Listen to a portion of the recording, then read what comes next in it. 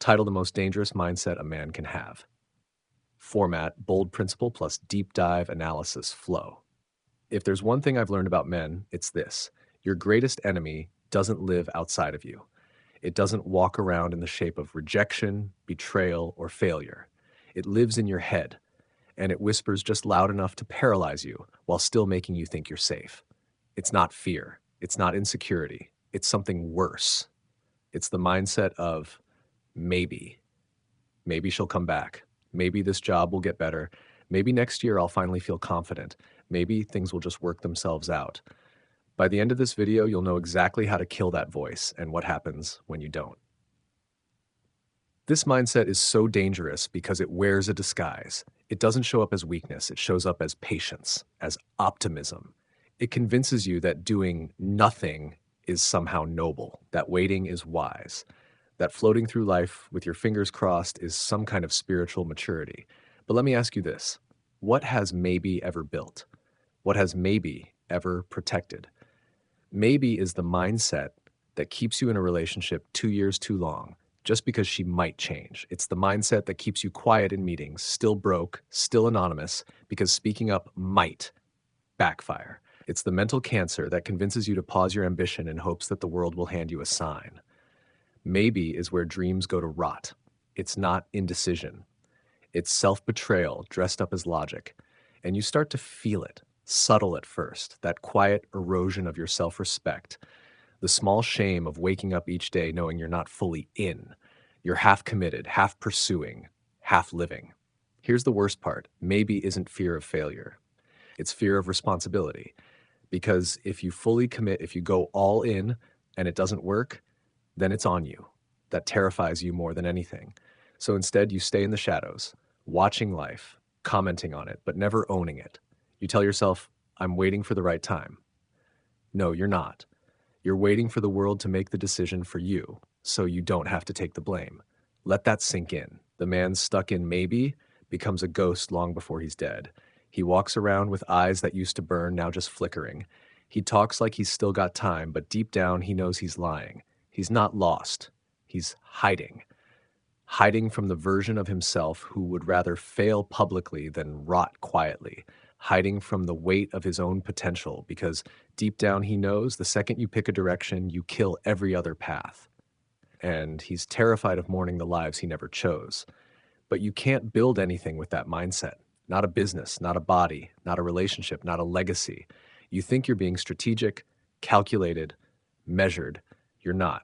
You're afraid of committing to a decision that might make you bleed. You'd rather be available to all options than dangerous in one. And so your life becomes a carousel of hesitation. You don't break up, but you don't fix it. You don't quit, but you don't lead. You don't love her, but you won't let her go.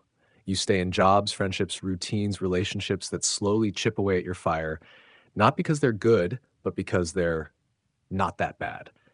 Here's the problem. Not that bad is how you waste entire decades.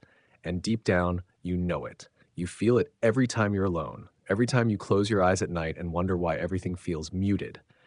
Like you're watching a life that almost looks like yours, but not quite. And here's the truth that'll punch you in the chest. That dull ache in your gut, that's not burnout. That's not depression. That's your instincts. That's your soul clawing at the inside of your ribs trying to remind you you weren't built for maybe. You weren't built to wait and see. You weren't built to stall. You were built to move, to decide, to cut the damn rope and climb. That's why everything feels wrong, because your body knows what your mind keeps denying. Hesitation is spiritual death. Every second you delay, something inside you wilts. You want to know why some men walk into a room and change the energy without saying a word? It's not looks. It's not money. It's not even confidence the way Instagram sells it. It's decisiveness. You can feel it in them. The weight of a man who chooses, a man who doesn't wait to be picked. He picks himself over and over again, even when it costs him, even when he's scared, especially when he's scared. And you wonder why she pulls away from you, why she stops respecting you, why she treats you like you're replaceable. It's not because she doesn't see your potential. It's because she sees you avoiding it. She sees you stalling on every decision. She sees you asking for permission to be something more. She sees you living in limbo, hoping someone will come along and give you the green light. But no one's coming. There is no permission slip, no perfect moment, no lightning strike of clarity, only this. The second you drop, maybe, you become a man worth following, worth trusting, worth desiring, because she doesn't want a man who's always evaluating options. She wants a man who creates them, a man who says, "This is where I'm going. Are you coming or not?" But that only happens when you kill the part of yourself that's addicted to comfort. Because here's the brutal truth. Maybe is easy. Maybe lets you off the hook. Maybe makes sure you never feel the full sting of failure. It's the soft, warm lie that convinces you you're still thinking, still planning, still figuring it out. But nothing great gets built from figuring it out. It gets built from doing it messy, from trying, failing, adjusting, and trying again, from bleeding, from burning the plan and walking into the fire anyway. You become powerful the second you understand that clarity doesn't come before action. It comes from it. You don't wait for the path to appear. You start walking. And the path shows up because you did. Every man has a moment, sometimes in his 20s, sometimes in his 30s, where the mirror doesn't lie anymore, where he looks at himself not just physically, but existentially and realizes, I've been running in place. The goals you set years ago, still untouched. The woman you keep half loving, still unsure. The risks you told yourself you'd take when things settled down, still shelved. And now time's catching up. Because here's the thing about maybe. It doesn't just steal your fire. It makes sure you look alive while slowly killing you. It puts a tie around your neck, a fake smile on your face, and it walks you toward your own grave, applauding you for being realistic. That's why so many men break in silence. Not because they don't have dreams, but because they know they'll die with them still in their heads. You think maybe is buying you time. It's not. It's spending your soul.